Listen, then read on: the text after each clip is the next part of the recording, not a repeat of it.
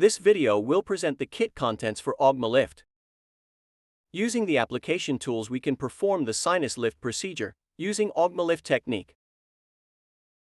Augma Lift includes a kit of 2 osteotomes with a diameter of 3.7 mm, a bone carrier syringe, and a dish.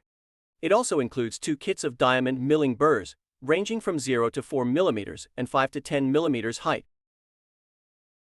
Augma Lift application tools contain the following units: a 3.7 mm osteotome with curve access, a 3.7 mm osteotome with direct access, a bone carrier syringe, and a dish to put the Augma Bond apatite graft. All tools must be sterilized prior to treatment.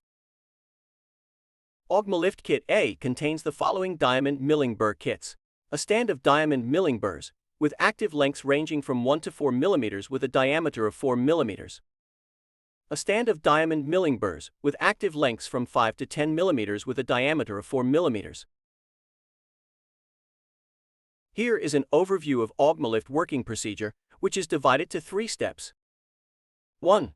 Creating the osteotomy until the ridge is breached using the Augma Lift diamond milling burrs. 2. Elevating the sinus membrane using the osteotomes. And finally, filling in the sinus cavity by employing bond apatite bone graft cement and compacting it inside the sinus cavity with osteotomes.